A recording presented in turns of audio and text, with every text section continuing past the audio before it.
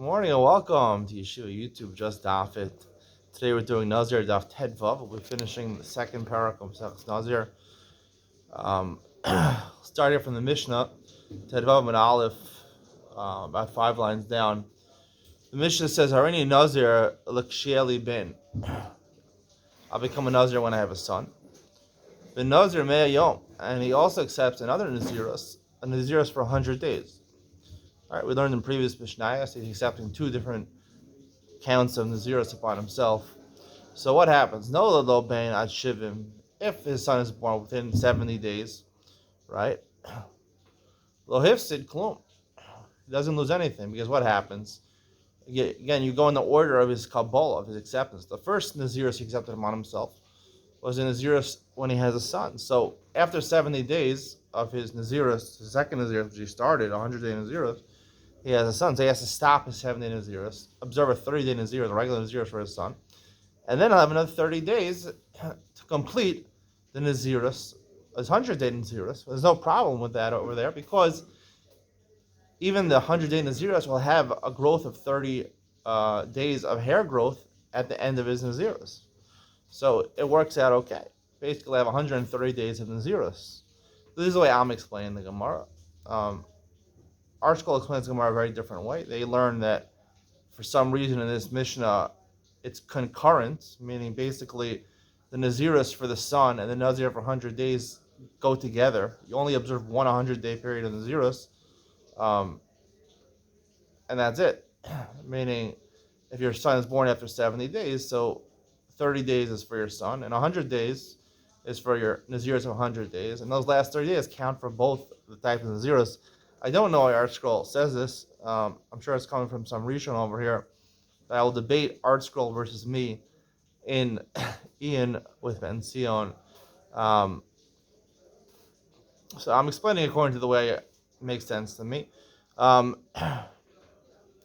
loben ad shivim yolesiv klum lachar shivim. Let's say the son is born on the 71st day or the 72nd day.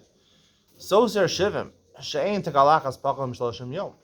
The simple explanation of the Mishnah is it ruins the entire period of 100-day Nazirus because, again, he said the first Nazirus is he wants to be a Nazir for having a son.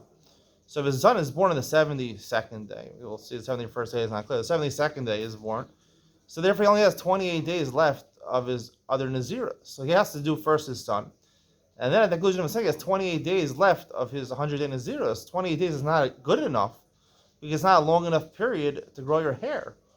So you lose, you lose the first 72 days, right?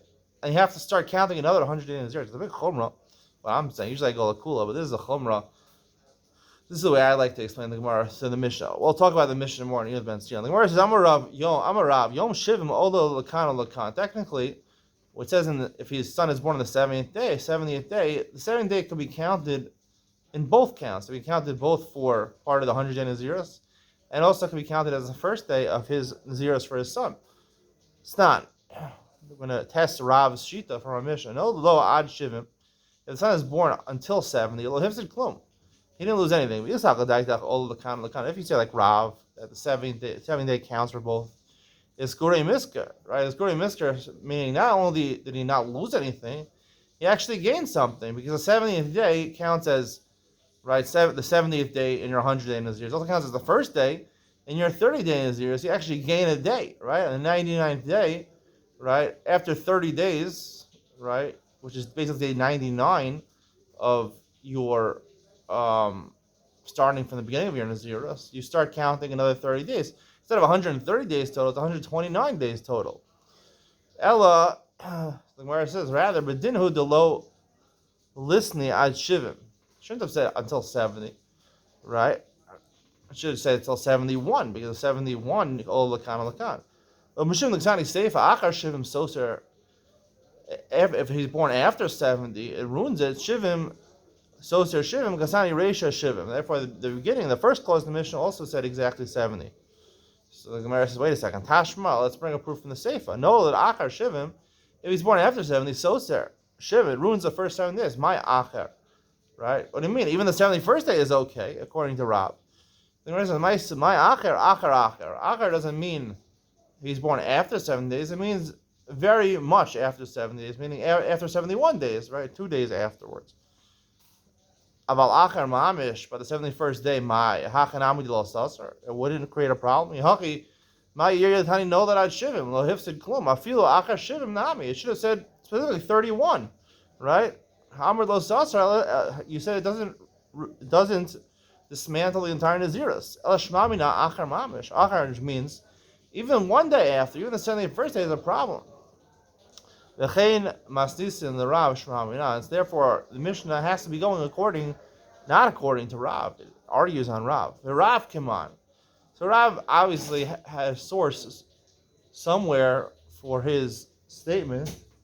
Well, electricity just went off in part of the shul, but just went back on. So where did Rav get his statement from? He doesn't agree with our Mishnah. Is there a Tana that Rav subscribes to? So the Gemara says, "Come on, Amar L'Shmai." Say, "You maka Abba Shaul." You say he holds like Abba Shaul. Where's Abba Shaul found? This nan. The Mishnah Maseches Moed Katan. Akobres Meisel Shlosh Yam Kodem L'Regel. Right? We know that practically the halacha is even if a dead person on one of the Zayin Krovim dies on the day before a regal, it cuts off the shiva. But according to Abba Shaul, according to the Tanakh, at least in the Mishnah, about Moed Katan, if he dies 3 days before the regal, before Shavuos, Pesach, or Sukkot, Batla Menu Gzeras Shiva. You don't have to observe the entire Shiva, only 3 days, or 2 days, only 3 days. Shmona Yamim, if he dies 8 days before the regal. So obviously you have the Shiva, but it's Batla Minug Zera Shloshim, because the Shloshim started, the 8th day started before the regal, so you don't have to observe Shloshim after the regal. And Mutal Saper Erev HaRegal, you're allowed to get a haircut Erev HaRegal, right? Getting a haircut is one of those things that you observe for 30 days. So on the 8th day, right, when the Shiva is over, you're allowed to get a haircut. V'im lo siper, according to Tanakh, if you didn't get a haircut Erev HaRegal, Ashal Saper Achar Regal, because all it is that it affords you the opportunity to get a haircut before the regal. If you don't use that, so it shows that you don't want to get rid of the shloshim, so the shloshim will continue after the regal. That's the opinion of the Tanakh. We haven't got to Abba Shaul yet. Tedvav based on the top. Abba Shaul Omer, I feel those siper koma regal, mutal saper achar regal. Even if you didn't get a haircut, it's okay. It's mavatal shloshim. Shekashem shemitzah shloshim mavatal gzera shiva kach mitzvah shiva mavatal gzera shloshim. Right. So what's interesting about Shaul is not only to say that you don't have to get a haircut, but he also says Gzera Shiva, meaning even if you die 7 days before the regal, not 8 days like the Tanakh says, it's Mavatal Shloshim. So how could he say that 7 days is only Shiva, right? He didn't even start counting the 8th day, which is the beginning, right, of the longer extension, the last 23 days of the Shloshim. My time with Shaul. What's the reason with Shaul? By observing the 7th day of Avelis, we say Miksa Yom Kekula. The beginning of the day counts as the 7th day of the Shiva, and the latter half of the day counts as the beginning of the Shloshim. Like Rav, it must be like Rav got it from Abba Shaul. The Gemara says, "Dilma Adkan look over Abba Shaul, Ella ba'Avelis Zayin Derabanan." Maybe Abba Shaul is only talking about Avelis, which Shiva is really only Derabanan. The first day of Avelis maybe is Daraisa, but the concept of 7 days of Avelis is only Derabanan. Nazir Daraisa, low. That's what the rice. Maybe he wouldn't say that. You can say, right, when you say all the kind, you're basically saying two things. You're saying mixes yom kekula, right? The beginning of the day counts as the entire day, and then the second half of the day you also say mixes yom kekula. So it's like saying two mixes yom kekulas in the same day. Maybe the rice they wouldn't say that. Lo, Ella Rav the Amar Rabbi Yossi. Rav says like Rabbi Yossi, the sign Rabbi Yossi Omer Shemer Yom Kneg Yom Sheshachtu V'Zarku Aleh B'Sheni Shala V'Achak Rasa. Now this is talking about a case of a woman who is a zava. Anida is right. She sees blood. It's the first time she sees menstrual blood after a 30-day period, let's say. So she becomes a nida, right? And even if she sees blood one time, she has to count right until the blood stops, and then she go to the mikvah midoraisa. However, after the 7 days of nida, right? There's another 11 days of ziva. So she's blood after that time. That she doesn't become a nida, she becomes a zava. In some ways, a zava is worse than a nida. In some ways, it's not. If you only see blood one day as a zava, right? So you just have to keep 1 day of shomer's yom, only keep 1 day of tara, and then go to the mikveh. However, if you were to see it in 2 days also, right? You only have to be shomer yom keneged yom. However, if it's 3 days in a row or 3 times in 1 day, so then she's a Zava Gedola, and she has to count 7 days So they have a Nikiyim. Nowadays also we're makbid that a Nida also has Zayin Nikiyim. That's not really Mikar Adim from the Torah. So Rabbi Yossi Omer Shemer Yom Kineg Yom Shachtu V'Zarko Aleh B'Shein Shalom. Right? So she sees blood, Dam Ziva, right? One time she saw it on the day on Erev Pesach, right? On Erev Pesach. So, right, you want to eat the Korban Pesach, right? Let's say not Erev Pesach, the day before, the day of Bdikas Chametz, right? So she is not going to be able to bring the Korban Pesach because she's in a state of Tumah for one day. And after Yodalit, right, Erev Pesach, she goes to the mikveh at night. And then, right, the Lel Ted Vav, she could eat the Korban Pesach as long as they brought it, even though she was Tameh when she brought it, but they brought it for her. V'zarku aleha, b'shein shalakak rasa. And then, in the middle of Yodalid, right, she was waiting, she was trying to be Shomer Yodalid as a day of Tara, right, where she didn't see blood. She ended up seeing after they brought the Korban Pesach for her. Hareza eno chelas. Obviously, she can't eat the Korban Pesach because she has to count another clean day, which is Ted Vav of Nisan, which she can't eat the Korban Pesach. However, Rabbi Yossi teaches that she's pater from being a Pesach Sheni because technically she was Torah when they brought the Korban. She was Torah, right? She was Tahora, and then she saw Dam the second time after they brought the Korban Pesach. So what's the reason? My time with Rabbi Yossi. What does Rabbi Yossi hold? Lav mishum dekasar mitzvah yom kikul. He must hold that part of the day is considered, even though she has to be shomer an entire day of cleanliness, and she didn't have an entire day, but part of the day, 12 hours, let's say, she was Tahora. So therefore, mixed yom kekulo, and like Rav says, mixed yom kekulo, ola lakana lakan, it counts as an entire day. The Gemara says, how do you know that's true? It's not because he holds mixed yom kekulo, it's like she had the entire day, she was Tahora. Maybe he just holds, one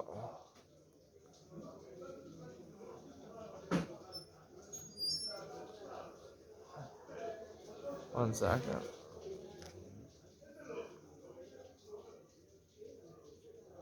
Okay, so they take out the parentheses. They put parentheses around the words "Mayu Dil Mishum Dekasavar." This makes a lot more sense. Let's take out the words "Mayu Dil Mishum Dekasavar." Mikan Labam Matami Mitzvah Kekulo.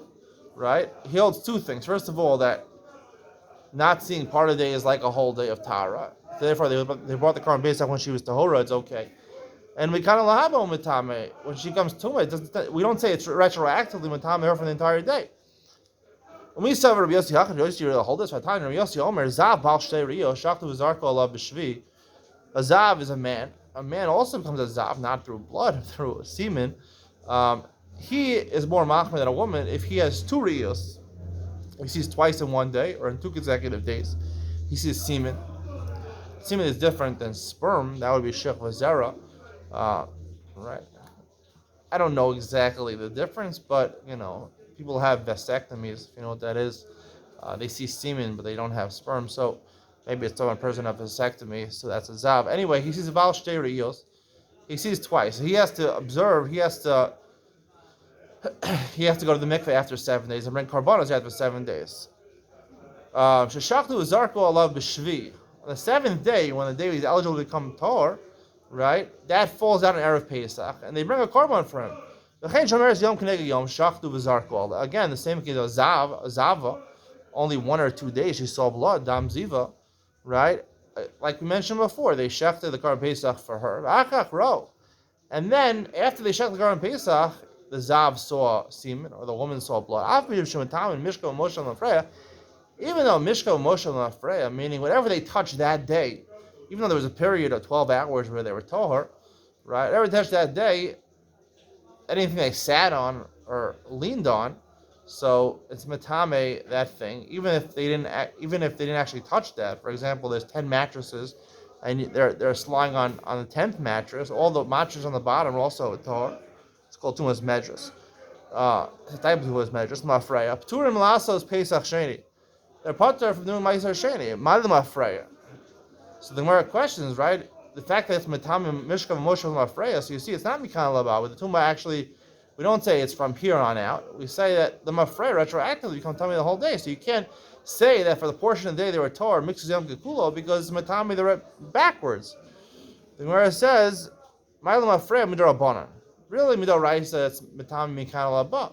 and therefore you have a period of the day where they were tahora. And you can say, or that he was tahor. You can say mixes yom kekulo, but mafreya there goes there midrabanan to say backwards is tameh. The mishka of Moshe hakanami misaber. Where does it make sense? Derabanan. He's like deraisa. My pturim last beisheni. If you don't count, if you say they're tameh retroactively, so how could it be enough that the fact that they were tahor when the Pesach Rishon was brought? If they were tameh lemafreya midoraisa, so they should bring Pesach Sheni. Their Korban Pesach was hukra betuma. La'olam emelach. The Gemara rejects that. Maybe you can say tuma midoraisa. To whom does ziva itiru? Really, maybe it is retroactive, right? However, the reason they say you don't make Korban Pesach is because just like tuma to the tahom, which is tuma of, let's say, usually you talk about a corpse tuma that's buried under rubble. You know, they have this big earthquake yesterday in Turkey and Syria. Even people in Eretz Israel felt it in certain parts of Eretz Israel. Fortunately, more than 4,000 people have already been reported dead. So, you pass over, rubble or something like that, you don't know there's dead people under there. So, there are certain kulas that the Chazal said, even though it's tumah d'oraisa, right? Because you're an oel over tumah d'oraisa of a corpse.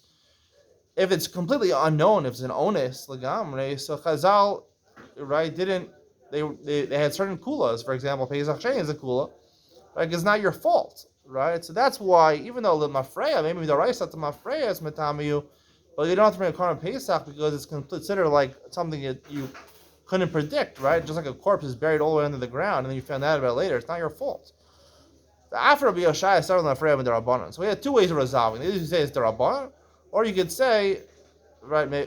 You could say that really it's metame midoraisa lemafreya, but it's too much to home.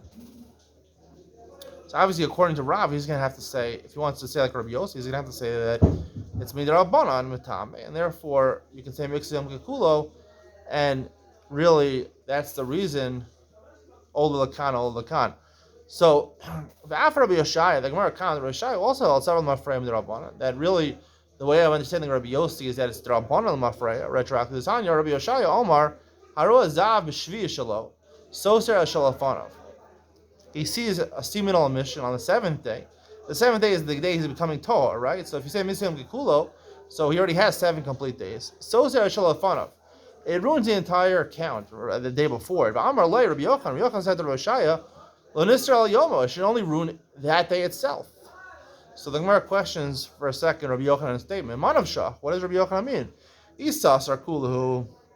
Sasar, if it's Soser, if it removes the 7-day count, right? You need 7 days of Tara. So if it counts as interrupting the 7 days of purity, so it should dismantle the entire count. It shouldn't remove anything. If you count Mixam Gagulo, so he has 7 days of Tara. What real comment to say is that it's not Soser at all, not even that day itself. The Amar Lei, and Rabbi Yoshaya said to Rabbi Yochanan, Rabbi Yossi Kai Kavase, right? According to Rabbi Yoshaya, at least it's Soser the last day. According to, but Rabbi Yoshai said, Rabbi Yossi holds like you. The Amar can be kind of labam mitame. He holds, like we said before, that it's mixa yom kekulo, and therefore you had a part of day of Tara, and therefore you don't have to bring on Pesach Sheni. Rabbi Yossi mafreya odama, but Rabbi Yossi, we said it in the Brisa, it seems to say that it's mitame mafreya. Ma'al mafreya means the rabbanan. So it must conclude that when he says mafreya, it means the rabbanan. So the Gemara said, Rabbi Yossi michti sar mixa yom kekulo. He holds Mixal Yom is like an entire day. Zava Gemura, the Maisi Korban, Hechim Mishkachasla. Zava Gemura, a woman who sees 3 emissions of blood during her period of Ziva, either 3 times in one day or on 3 consecutive days, she has to observe 7 days of Tara and also bring a Korban, a pair of birds, at the end of her conclusion of her purification process. Hechim Mishkachasla. How could you ever find such a thing? Came with the Chazil, Paga the Yoma, either Paga the Masalik, like the Shimur, right? Let's say she sees once on the first day, once on the second day, once on the third day. So already, the second day, right? She sees the second day in the afternoon. So the first day, it disrupted the count because the morning where she didn't see anything is like, even though she really needs 24 hours of Tara, but Mixyom Kekulo, she had a day of Tara, and it interrupts the 3 consecutive days of seeing blood. So the Gemara has 2 different answers. Maybe she's talking about a case, Zava Gemara, we can say, is only talking about a case where she sees blood and the discharge doesn't stop. It keeps on going for 3 days straight. There's no stoppage. Or she sees exactly blood right at Shkias Achama, right? Meaning sees it like 2 minutes before Shkias Achama, going into Shkias Achama for 3 days straight. So therefore, there's no part of the day we could say, right, that mixes Yom Kikulo, because that day, right, the first end of the first day she saw, so right, and the beginning of the second day, right, when she saw on the second day, there's no part of the day afterwards where you can say that it was a Tara, right? So since she saw exactly at, meaning right after Shkias Achama, right after, meaning before Shkias Achama, going into Shkias Achama, so there's no point after Shkias Achama we can say she was Torah for that day, Misa Yom Kikulo, and therefore that's a possible way of having 3 consecutive days, where even if you'd say Misa Yom Kikulo, there'd be no possibility of saying Misa Yom Kikulo, because when she saw that day, there was no more of that day to say afterwards, Misa Yom Kikulo. Hadralach Areni Nazir, that's the conclusion of the second parak of Nazir. Stay tuned for Ian with Ben Sion, where we talk more about the Mishnah on Daf Tedvav and Aleph. I have a different explanation. I explain the Mishnah a different way than the article. I will tell you what article says. I don't tell you exactly why I argue an article. Ian with Ben Sion coming up next.